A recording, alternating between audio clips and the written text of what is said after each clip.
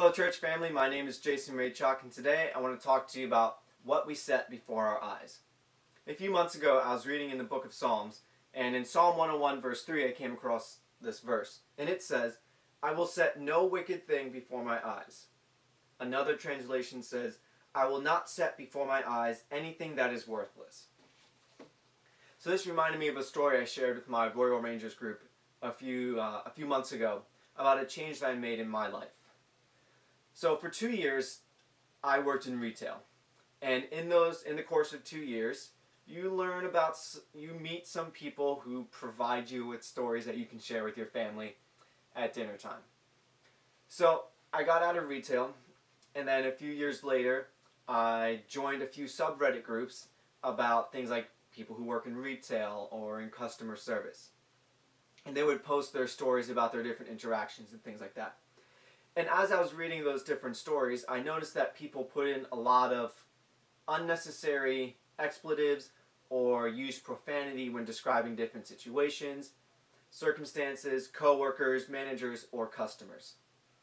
And as I was reading those, God was telling me, like, Jason, you need to stop reading those things because it's going to start polluting your mind, so that when you think of different things or encounter different situations, your first reaction is going to be what it is that you're reading. That stuff with expletives and profanity is going to come into your mind, and that's going to be the first thing you think about, and that's not holy and that's not right.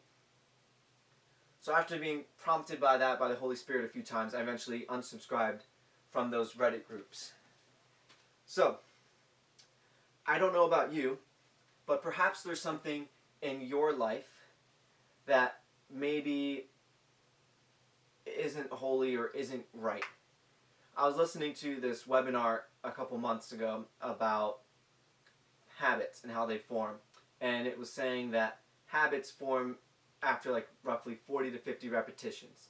So that's 40 to 50 songs that we're listening to whose lyrics and stories promote things that are unholy. That's 40 to 50 different TV shows or movies whose scenes and depictions glorify and celebrate the things which are evil. That's 40 to 50 different conversations with your friends, or going to different places, or images that you're looking at that are unholy and are not right. So if we look back at Psalm 103, it says, "I will set no wicked thing before my eyes." And the key word I want to focus on is set. So as I was praying and thinking about this, I realized that setting, we can think of it kind of like setting a table. When we set a table, we prepare a place for something. So we put the plate down, we take the cup, we place it there. We put the napkin down, we put the utensils. We get it all ready in order to be fed by something.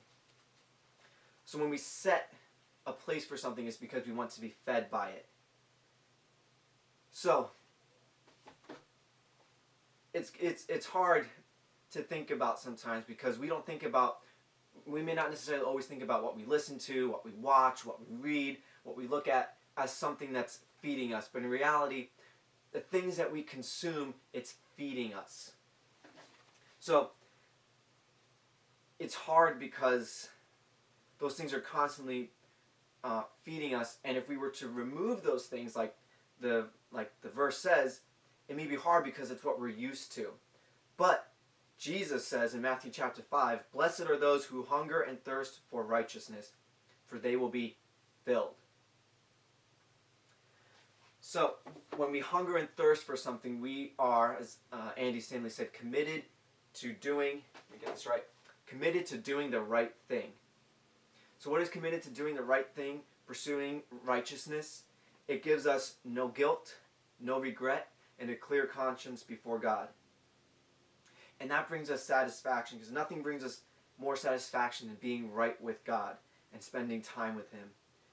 The things of this world that try to fill our hearts and minds, it leaves us empty. We consume it, ultimately leaves us empty. But when we set a place for things and we pursue righteousness and we consume it, we are satisfied and we are full.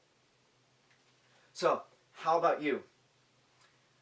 Now that we've kind of learned and digested about what to set, to not set before us evil and to pursue hunger and righteousness.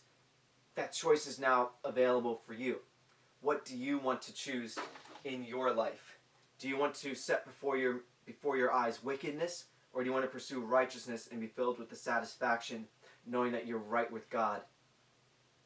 The things of this world are presented and packaged in a way that we want to consume it. We think it's beautiful.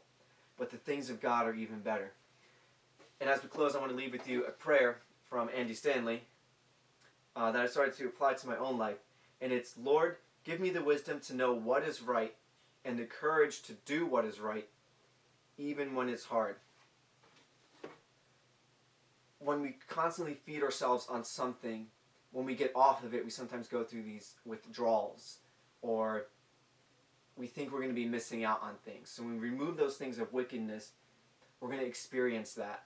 And it'll be tough at first, but when we pursue righteousness, and we hunger and thirst for righteousness, as Jesus said, He promises us that we will be filled.